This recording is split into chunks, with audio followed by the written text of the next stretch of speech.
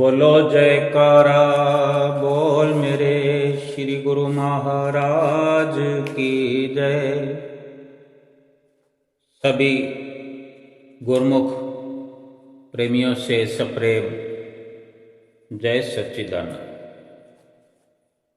संसार में जितने भी संत महापुरुष पीर पैगंबर जितने भी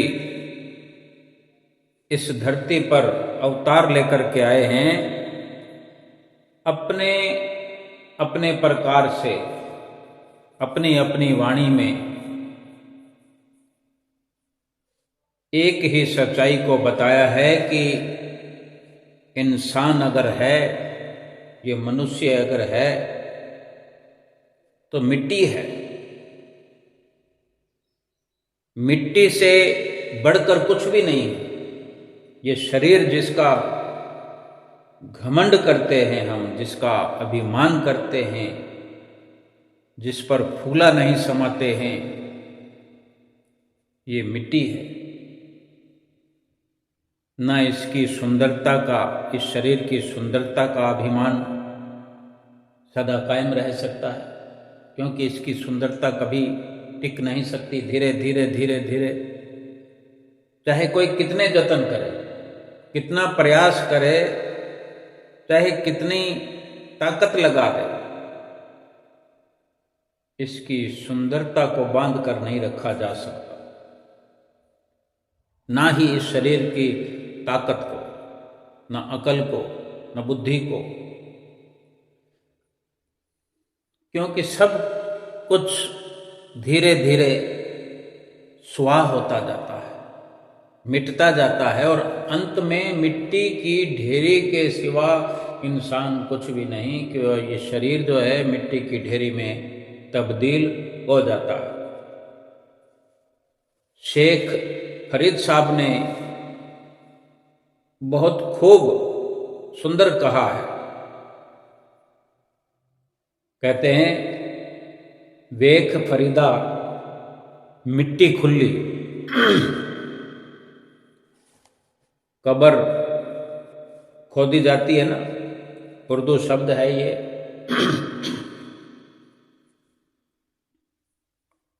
अब मिट्टी को खोलते हैं, खोदते हैं, और फिर उसमें जो मनुष्य का मृत शरीर दफनाया जाता है, उसको भी मिट्टी कहा है। ठीक से समझने का हम प्रयास कर सकते हैं। कहते हैं कि वेख फरीदा मिट्टी खुली, मिट्टी उत्ते मिट्टी डुली, मिट्टी हसे ते मिट्टी रोवे, अंत मिट्टी दा मिट्टी होवे। ना कर बंदिया मेरी मेरी, ना ए तेरी ना ए मेरी, चार दिनां दा मेला दुनिया, फिर मिट्टी दी बन गई ढेरी। ना कर इत्थे हेरा फेरी, मिट्टी नाल ना धोखा कर तू भी मिट्टी मैं भी मिट्टी, जात पात दी ना गल कर तू, जात भी मिट्टी पात भी मिट्टी, जात सिर्फ खुदा दी उच्ची, बाकी सब कुछ मिट्टी मिट्टी मिट्टी। बहुत खुले शब्दों में, सरल शब्दों में समझाया गया है कि मिट्टी में मिट्टी मिल रही है। जब इंसान मर जाता है, जब आत्मा, ये रूह निकल जाती है, वो शरीर मिट्टी है। अब चाहे उसको दफनाया जाए या जलाया जाए,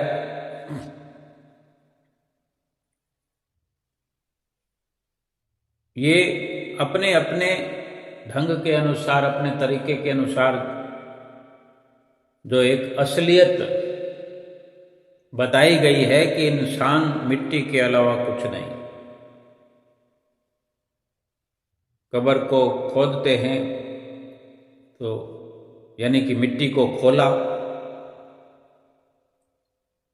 वो भी मिट्टी है, और उस कब्र में जिसको मृत शरीर को डाला कि वो भी मिट्टी है, कि मिट्टी में मिट्टी पर मिट्टी डाल दी। अब जो रो रहे हैं, जब इंसान जिंदा होता है तो हंसता है, खेलता है, जहां जिसके साथ संपर्क होता है सब हंसते हैं, यानी समझा रहे हैं कि मिट्टी हंसे तो मिट्टी रोए।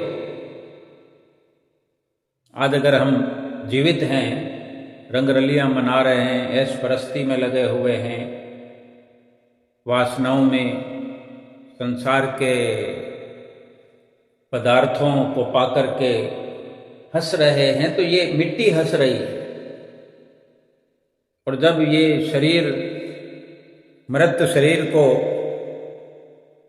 यानी इस मिट्टी को मिट्टी में मिलाया जाता है जलाकर या दफनाकर, तो जो पीछे रोने वाले हैं वो भी मिट्टी है, हंसने वाले भी मिट्टी, रोने वाले मिट्टी, क्योंकि अंत तो मिट्टी में मिट्टी मिल गई।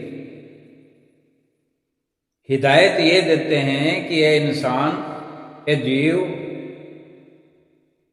मैं मेरी को छोड़ दे, इस मिट्टी का अभिमान न कर।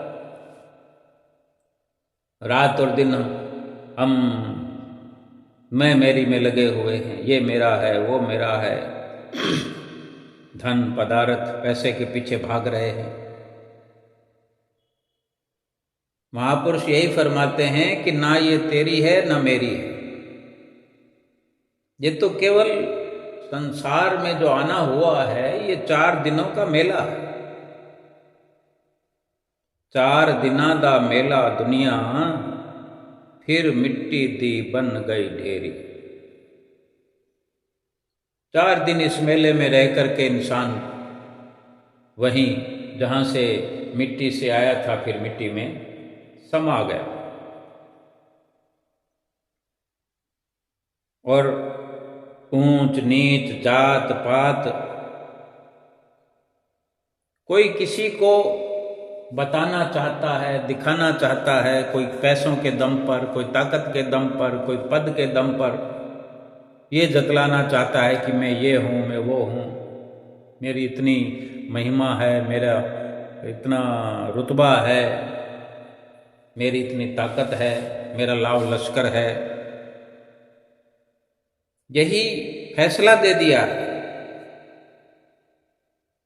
कि कोई किसी को दिखाने की, जतलाने की कोशिश ना करे, क्योंकि तू भी मिट्टी तो मैं भी मिट्टी। और ना ही कोई उच्च कुल का, ऊंची जाति का, ना छोटी जाति का, जात भी मिट्टी, पात भी मिट्टी। कहते हैं कि जात पात दी गल ना कर तू, जात भी मिट्टी, पात भी मिट्टी। अंत में जो इशारा दिया गया है कि जात सिर्फ खुदा दी ऊंची, बाकी सब कुछ मिट्टी मिट्टी मिट्टी। जितना जोर देकर समझाना चाहते हैं समझा दिया। संतों ने अपने अपने समय में, अपनी अपनी वाणी में एक ही जगह हमें पहुंचाया है कि हम ये समझ सकें कि हमारी जो असलियत है भगवान की भक्ति के बिना मिट्टी है। अगर भगवान की भजन भक्ति अगर हम करते हैं, नाम का सुमरण करते हैं, तब तो अव्वल दर्जे का ये कार्य इस संसार रूपी मेले में आकर के हम कर रहे हैं, लाभ उठा रहे हैं। क्योंकि मिट्टी तो हो ही जाना, इस शरीर ने तो मिट्टी बन जाना। लेकिन इस मिट्टी के शरीर से अगर कोई परमात्मा की असली दौलत को प्राप्त करा है तो मिट्टी के बदले सोचो कि हीरे मोतियों के समान भजन भक्ति है, ये करके दरगाह में अपने आप को सुरखरू करने का कार्य इंसान कर रहा है। और अगर मालिक की भक्ति नहीं कर रहा है तो समय हेरा फेरी में, धोखाधड़ी में और झूठ फरेब में अगर मालिक की भक्ति नहीं करता है इंसान तो क्या करता है? किसी से धोखा करेगा, कोई फरेब करेगा, किसी से झूठ बोलेगा। ये सब धन पदार्थों के इस झूठे संसार के कारण ही इंसान ऐसे कुफर करता है, ये पाप करता है, गुनाह करता है।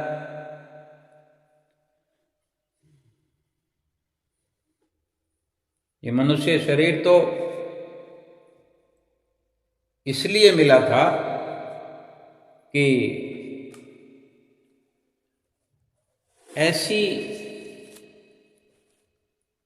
एक मिसाल पेश करे ये जीव, ऐसा रुतबा हासिल करे कि दरगाह में मालिक के सामने जाकर के नजरें मिला सके।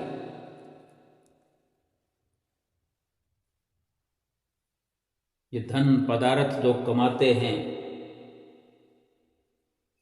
कोई अमीर बन जाता है, कोई ताकतवर बन जाता है, कोई सुंदर है, कोई ऊंचे कुल में जन्म लेता है, ये 4 दिन तक यहाँ रह करके आखिर तो उसी मिट्टी में मिलना है। गरीब भी उस मिट्टी में मिलेगा, अमीर भी उस मिट्टी में मिल जाएगा। क्या गोरा क्या काला। सोचो, जहाँ चिता जलती है, कितनी चिताएं जलती है शमशान में। आज एक चिता जली है तो कल या परसों, 2 दिन बाद, 3 दिन बाद, चौथे दिन बाद वहीं उसी स्थान पर एक और चिता जलाई जाएगी। तो क्या कोई पहचान सकता है कि ये जब 2 लोगों की मिट्टी आपस में मिल जाती है, राख मिल जाती है, तो कोई अलग कर सकता है कि ये कौन से वाले मृत शरीर की मिट्टी है, राख है, और ये कौन से वाले मृत शरीर की राख है? जब मिल जाती है राख में राख, मिट्टी में मिट्टी, तो क्या कोई अलग कर सकता है? लेकिन जीवन भर तो सुंदरता वाला अपनी सुंदरता पर मान करता है, धन वाला धन पर मान करता है कि मैं अमीर हूं, मैं सुंदर हूं, मैं ताकतवर हूं, मैं ऊंचे कुल में हूं। लेकिन यहां आकर के सब एक जैसे एक ही स्थिति में आ जाते हैं। तू भी मिट्टी, मैं भी मिट्टी, अंत मिट्टी दा मिट्टी। एक खुदा की जात ऐसी है, एक प्रभु की दहलीज ही ऐसी है, जहां पर अगर इंसान पहुंच जाता है, भगवान के नाम की जिसको लगन लगी हो, वही रुतबा प्राप्त करता है। वो सच्चा रुतबा है, वो सच्ची दौलत है, वो सच्ची सुंदरता है आत्मा की। बाकी तो सब कुछ मिट्टी मिट्टी मिट्टी।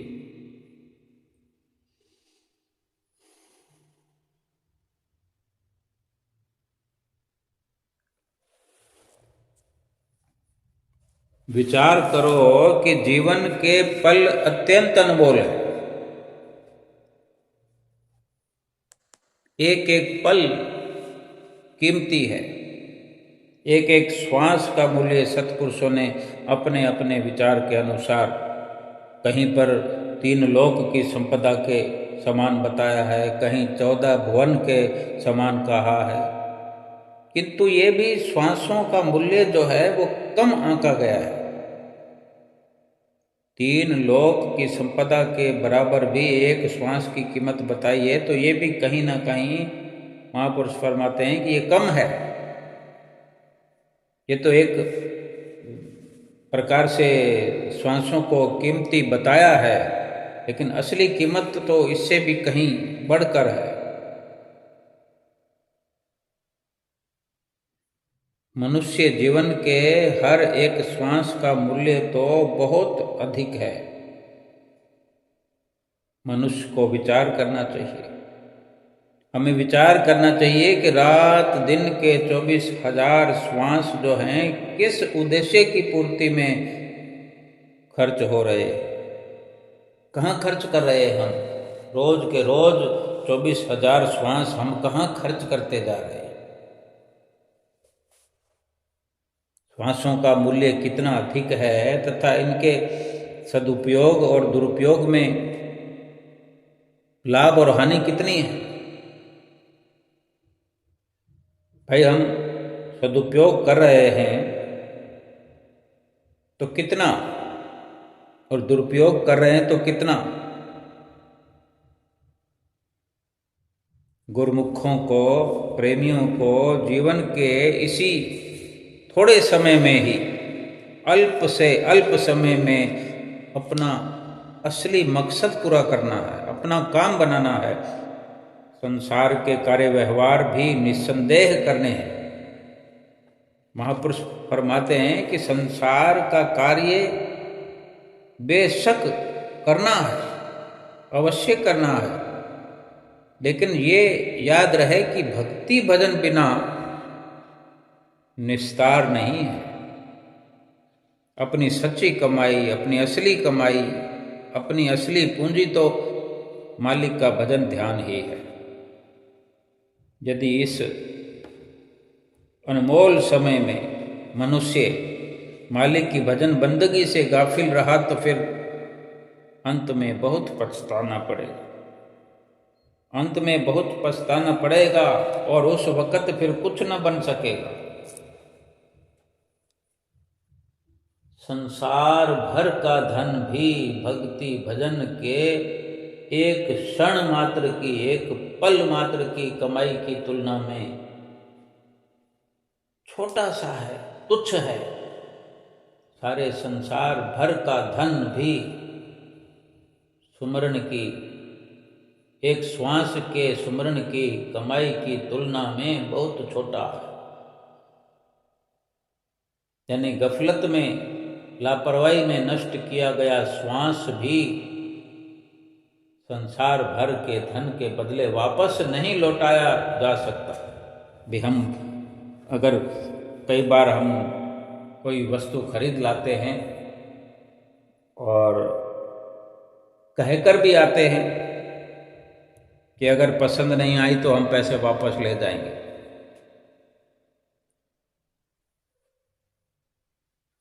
तो ये मुमकिन रहता है। ये हमें लगता है कि हमने गलत वस्तु खरीद ली है, गलत जगह पैसा दे दिया है, तो हम वो वापस दे करके अपना पैसा वापस ले आते हैं।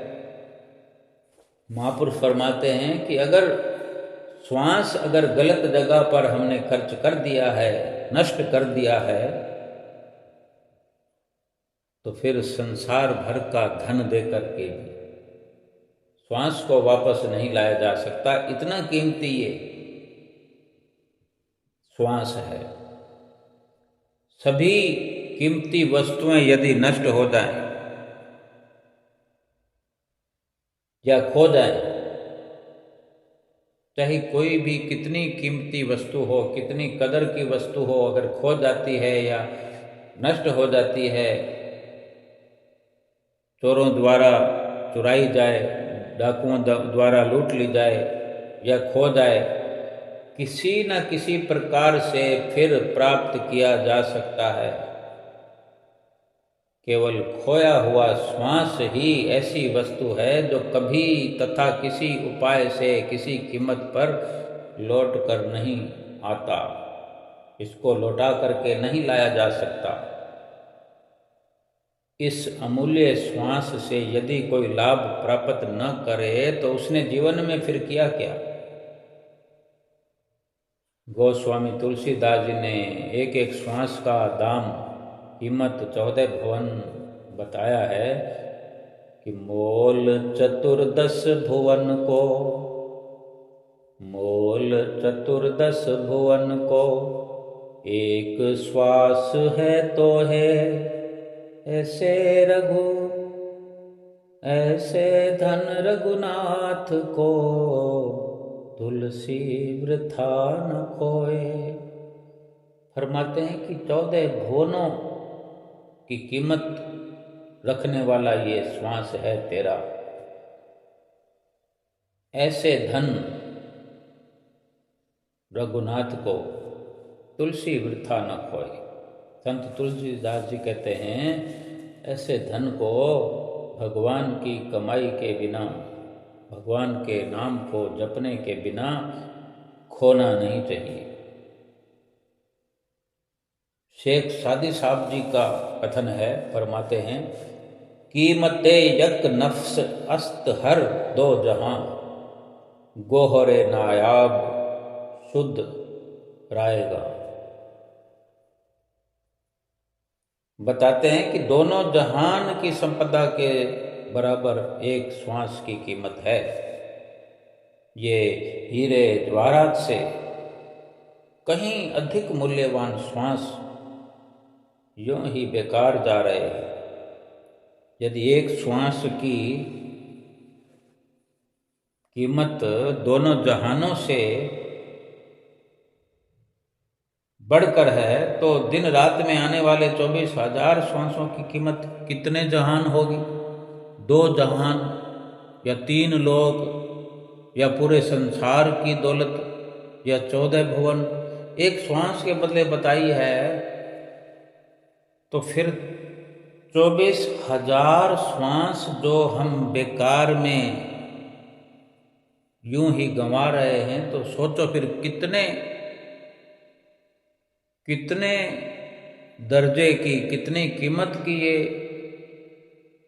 दौलत हम लुटा रहे हैं। एक श्वास की इतनी कीमत है तो फिर 24,000 श्वासों की इतने गुना अधिक हो गई, 24,000 गुना। यानी आंका नहीं जा सकता कीमत को कि हम रोज के रोज कितने श्वास नष्ट कर रहे हैं। जो मनुष्य दिन रात संसार के काम काज में लगे रहते हैं, मगन रहते हैं, उनकी आंखों पर विषय विकारों की पट्टी बंधी हुई है, मोह माया की पट्टी बंधी हुई है, मोह माया की दल दल में फंसे पड़े हैं। उनका ऐसा अनमोल दुर्लभ हीरे जैसा जन्म नष्ट होता जा रहा है। दुर्लभ मानव जन्म प्राप्त हुआ है, फिर और भी उत्तम भागों से सत्संग और पूर्ण सतगुरु की शरण भी प्राप्त हुई है। अब भी अगर जीवन का सच्चा लाभ ना उठाया तो फिर पछताना ही पड़ेगा। और जितना हो सके अधिक से अधिक श्वास जो हैं भक्ति भजन के लेखे में खर्च हो, वही अपना असली लाभ है, अपनी असली पूंजी है। बाकी तो फिर सब कुछ मिट्टी है, और मिट्टी कहीं कोई काम नहीं आती। भक्ति की कमाई जितनी अधिक बन पड़े, भजन सुमरन जितना अधिक हो सके, सत्संग में जितना अधिक समय दिया जाए, सेवा में जितनी लगन लगाई जाए, उतना ही अच्छा है, जिससे कि आखिरकार अंत समय तलियां मल के पछताना ना पड़े। ये महापुरुष सतगुरु धुरधाम से धराधाम पर आते ही इसीलिए है कि हमें ये ज्ञान कराते हैं, ये असलियत बताते हैं कि हमें पछताना ना पड़े। लेकिन जीव गफलत में पड़ा हुआ, मोह माया की दलदल में फंसा हुआ, रात और दिन संसार का चिंतन करता है, रात दिन संसार को पाने की लगन में लगा रहता है। कुदरती नियम अनुसार जिसका चिंतन सुमरन जिसके दिल में होता होगा, जिसके दिल में, जिसके अंतर हृदय में जिस तरह के विचार चलते होंगे, उसी प्रकार से उसके अंतर मन पर प्रभाव पड़ेगा तथा उन्हीं भावनाओं को परिपक्वता मिलेगी, दृढ़ता मिलेगी। वही विचार मजबूत होते जाएंगे जो संसार के बारे में रात और दिन ये विचार करता है कि मेरी ये सफलता हो जाए, ये सफलता हो जाए, ये मिल जाए, इस वस्तु पर मेरा कब्जा हो जाए, इस जमीन पर मैं अपनी हुकूमत कर लूँ, ये मेरा नाम हो जाए। अनेक अनेक ऐसी संपत्तियां संसार की हैं, ऐसे समान हैं और लोगों के दिलों पर राज करने का एक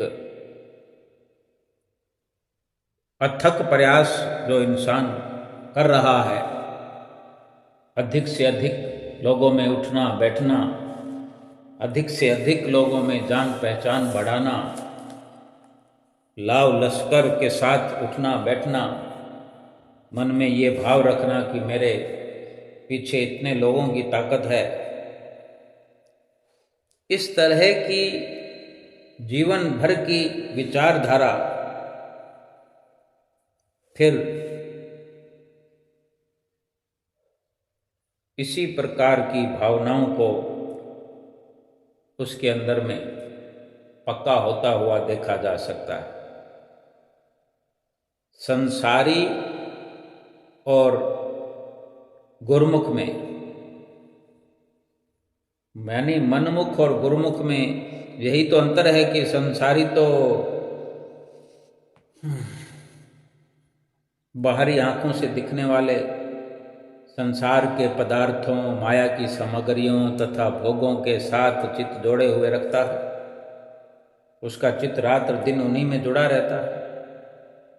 ये पदार्थ और भोग तो उसे निस्संदेह प्राप्त होते ही हैं, क्योंकि विधि का विधान है कि जो चाहोगे वो मिलेगा, जिसके लिए प्रयास करोगे वो मिलेगा। किंतु उसके साथ ही उस पदार्थ का जो प्रभाव है वो भी फिर अपना रंग दिखाता है। और माया के पदार्थों में, संसार के पदार्थों का जो प्रभाव है, मायावी सामानों का, संसार की हर प्रकार से समझ लें कि संसार भगवान के नाम के अलावा, भगवान के भजन के अलावा, भक्ति परमार्थ के अलावा जो कुछ भी दृष्टमान रचना है वो सब माया है। और माया के पदार्थों का प्रभाव केवल और केवल दुख, चिंता, अशांति और काल के, यमराज के आतंक को पैदा करने वाला है। इसी कारण मनमुख संसारी जीव काल से सदा भयभीत रहते हैं और भगवान का ध्यान, भजन, सुमरन करने वाले गुरुमुखों की सुरती, उनकी विचारधारा झूठे और नाशवान पदार्थों से हटकर, वहाँ से उनका ध्यान हटा हुआ रहता है। उनकी सुरती उपराम होकर अपने ही अंतर में, अंतर्मुखी नाम के सुमरन में लगी रहती है।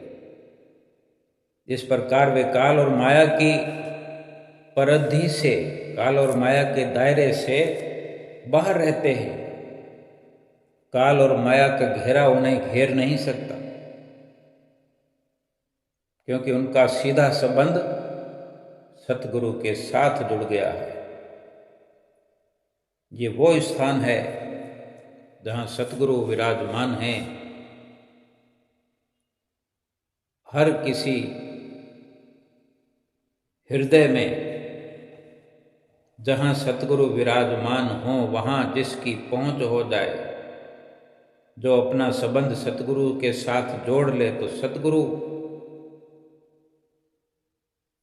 उस स्थान के रहने वाले हैं जहाँ काल और माया की पहुँच हो ही नहीं सकती,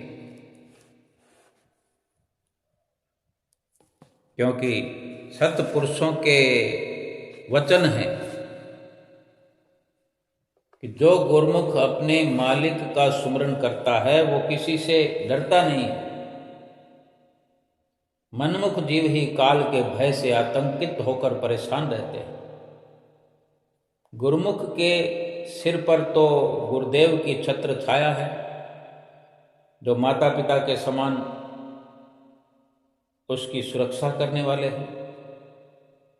श्री सतगुरुदेव जी का दर्शन सारे मनोरथों को पूर्ण करने वाला है और उनकी सेवा मन को निर्मल करने वाली है, पाक साफ करने वाली है।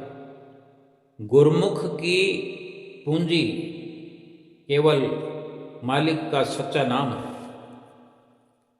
गुरुमुख जीवन भर अपनी यही जायदाद बनाता है, मालिक के सच्चे नाम की कमाई करता है, जो सत्पुरुषों की संगत में ही प्राप्त होता है, और यही नाम ही सब जीवों का जीवन दाता है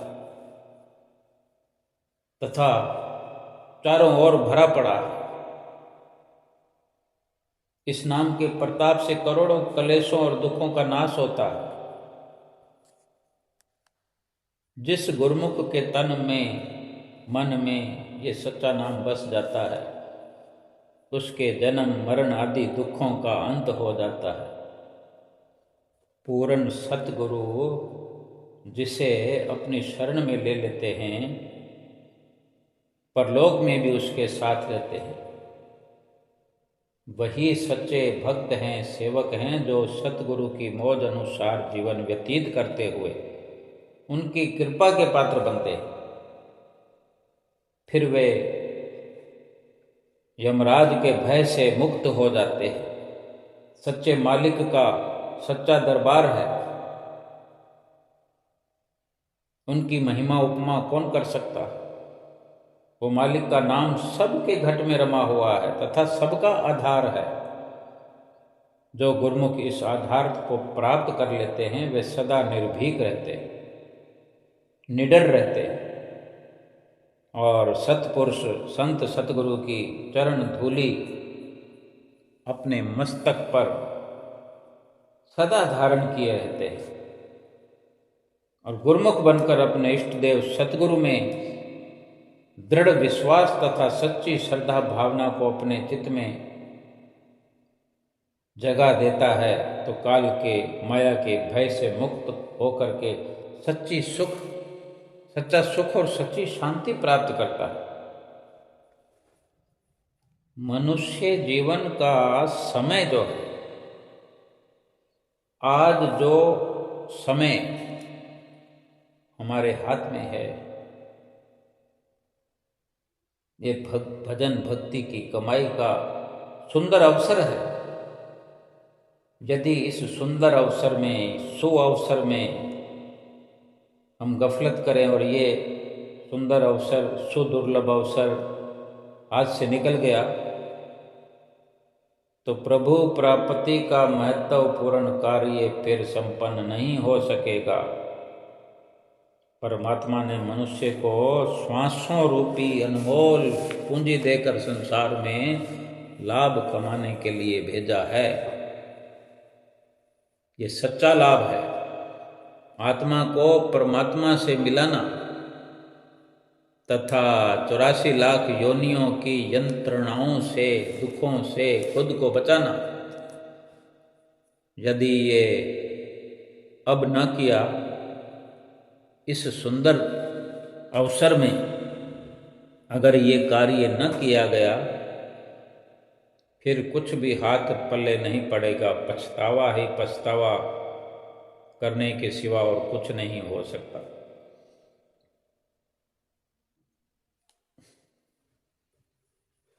फकीर इमाम दीन साहब भी अपनी वाणी में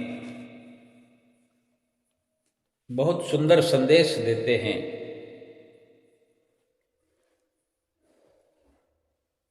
काफ कुछ इस वक्त खरीद कर ले, फिर लगना नहीं बाजार मुड़ के। जे तू आँखें मैं भल के खरीद कर सा, ऐसा वक्त न मिले हर बार मुड़ के। औखा होवेगा वक्त हिसाब दे तू,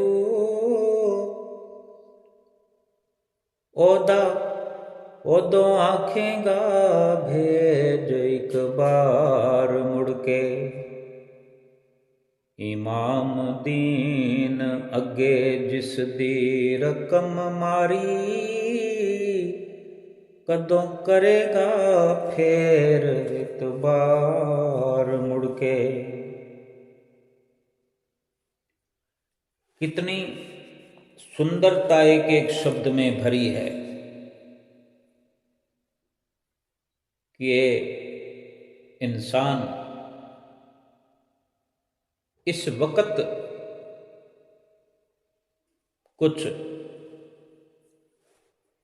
खरीद कर ले, जो यहाँ पर सौदा करने के लिए आया है, जो खरीदने आया है।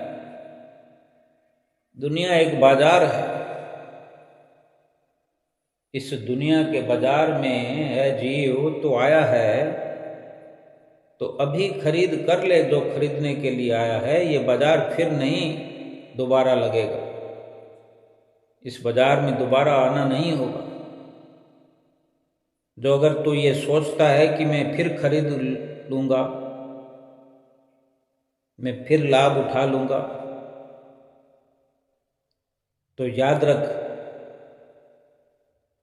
ये वक्त, ये मौका दोबारा मिलने का नहीं है और बड़ा दुखी होगा, बड़ा दुखी होगा उस मालिक की दरगाह में हिसाब के वक्त, जब हिसाब किया जाएगा, जब हिसाब मांगा जाएगा कि कितना खर्च किया और बदले में क्या लेकर के आया। उस वक्त यही कहेगा, बहुत मिन्नतें करेगा कि एक बार फिर मुझे भेजा जाए, एक मौका और दिया जाए। तो ये फकीर इमाम दीन साहब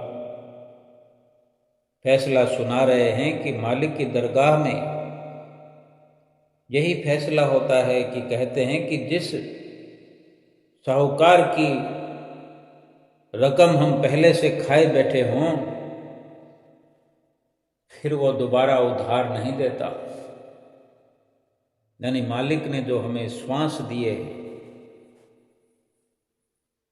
जो श्वासों रूपी धन दिया है, रकम दी है, पूंजी दी है, और हम इस श्वासों रूपी पूंजी को यूं ही लुटा रहे हैं, व्यर्थ गंवा रहे हैं, तो फिर कौन एतबार करेगा दोबारा। इमाम दीन अगे जिस दी रकम मारी, कदों करेगा फिर एतबार मुड़ के। कौन करेगा एतबार। इसलिए यही समय है जो हमारे हाथ में है, हमारी मुट्ठी में है, जो ये श्वास है, जो ये घड़ी है, जो ये पल है, इसी वर्तमान समय से लाभ उठा लेना ही बुद्धिमता है। यदि इस समय से लाभ उठा लिया तो मालिक के दरबार में मुख उज्जवल होगा, मालिक से आंख मिलाने के काबिल रहेंगे और संसार में आना सार्थक हो जाएगा। अक्लमंदी इसी में है कि अक्लमंदी वाला कार्य किया जाए। अब अपने आप से हम पूछ सकते हैं, अपनी करनी पर नजर डाल सकते हैं। अभी वक्त है, जो भी बदलाव लाना चाहें लाया जा सकता है।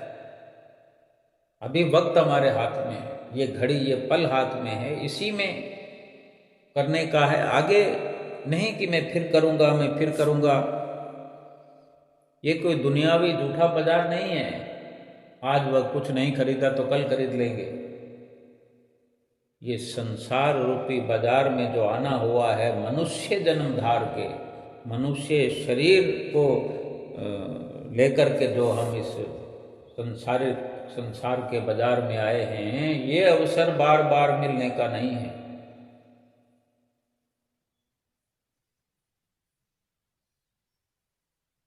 चतुर वही है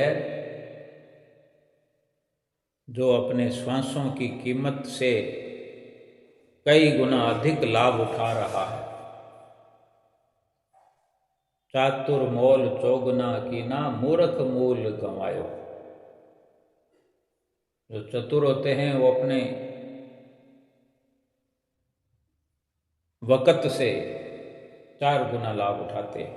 जो मूर्ख होते हैं वो अपने मूल को, अपनी पूंजी को भी मिटा देते हैं और कुछ भी कमाई नहीं करते, खाली हाथ फिर रोते हुए हाय हाय करते हुए जाते हैं।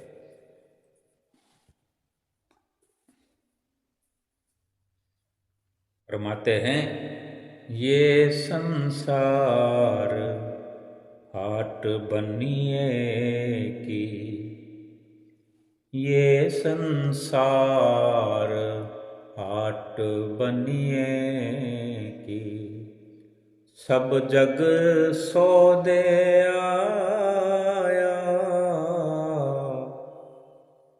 ये संसार हाट बनिए की, सब जग सौदे आया, चातुर मोल चोगना कीना, मूर्ख मूल गंवाया, ये संसार हाट बनिए की। ये उस मालिक परमपिता परमेश्वर, उस साहूकार की ये बाजार लगाई गई है और सारे संसार के लोग कुछ खरीदने के लिए आए, सौदा खरीदने के लिए आए। अब हर किसी की अपनी अपनी बुद्धिमत्ता है, अपनी अपनी अकल है। इसमें अनेक सौदे हों बेशक, लेकिन हिदायत एक ही है कि तुम्हें श्वास इसलिए दिए जा रहे हैं, ये खर्च करने के लिए पूंजी है, धन है श्वासों का, और इसके बदले में जो लाना है वो एक ही वस्तु,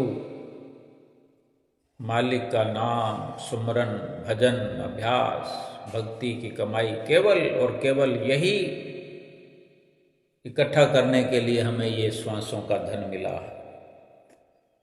लेकिन लगे हुए हैं सब, कोई कम इकट्ठा कर रहा है, कोई ज़्यादा इकट्ठा कर रहा है, कोई श्वास श्वास में सुमरन करने वाले हैं। लेकिन ऐसे भी हैं अधिकतर जो अपने मूल को, जो श्वासों की पूंजी है, पूरा का पूरा लुटाने में लगे हुए हैं। सोचो, सुबह से रात तक और रात तक सुबह तक अगर संसार में ही कोई इंसान लगा हुआ है, वो बेशक अपने आप को अक्लमंद कहाता हो, अक्लमंद समझता हो, अक्लमंद कहलवाता हो, लेकिन मालिक की दरगाह में तो ये सब नहीं चलता कि जो हम सोचें वही सही है। जो संत महापुरुष हमें इशारा करते हैं मालिक के, उस परमात्मा के दूत हैं, परमात्मा ही इस धरती पर संत रूप में अवतरित हुए हैं। रात और दिन हमें समझा रहे हैं कि मालिक का भजन करो, मालिक की भक्ति करो, सुमरन करो, नित्य नियम करो। लेकिन जो उनकी वाणियों को सुन करके, समझ करके अमली जीवन बनाता है, लाभ कमाता है, श्वासों का जो खर्च उनके अनुसार भजन भक्ति में करता है, वो अपनी इन स्वर्णम घड़ियों को लेखे में लिख लेता है। उनकी इन स्वर्णिम घड़ियों का लेखा गिना जाता है, और वो भी जितनी 24,000 श्वासों में जितना भजन भक्ति में खर्च किया जाएगा, उन्हीं का लेखा गिना जाएगा। परम संत कबीर साहब जी फरमाते हैं कि कबीर संगत साध की, साहिब आवे यार, लेखे में सोई घड़ी, बाकी दिन बर्बाद कबीरा, बाकी दिन बर्बाद। चाहे कितने भी श्वास चलते हों, 24,000 श्वास चलते चलते 24 घंटे में पूरा हो ही जाते हैं, लेकिन हर श्वास का लेखा नहीं मिलता।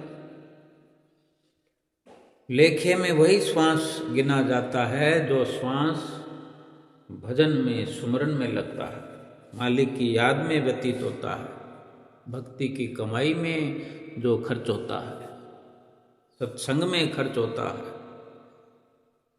रात और दिन अगर संसार की हुकूमत प्राप्त करने में, संसार की जो रचना है उसी में लगा रहा, गलतान रहा, तो श्वास तो फिर भी खर्च हो जाएंगे, लेकिन उसका कोई लेखा नहीं गिना जाएगा, वो श्वास बेकार चला गया। इसलिए हम प्रार्थना करते रहें, सतगुरु से दया की भीख मांगते रहें कि तकदीर से मिलती है सतगुरु जी आपकी चौखट, तकदीर हमारी यूं ही बनाए रखना, जब भी तड़फें हम आपके दीदार को, अपने दरबार में हमारी हाजिरी लगाए रखना। न जाने किस किस जन्म में कौन कौन सा थोड़ा बहुत अच्छा कर्म करते रहे, जो अच्छे कर्म बढ़ बढ़ करके इतने हो गए कि आज इस तरह संतों के सत्संग में हम पहुंच गए हैं। ये अगर यकीन हमारा पक्का हो जाए कि ऐसे ऐसे पुनीत कर्मों के कारण हमें ये सुंदर घड़ियां नसीब हुई, सतगुरु की शरण मिली, सतगुरु से हमारा ये प्यार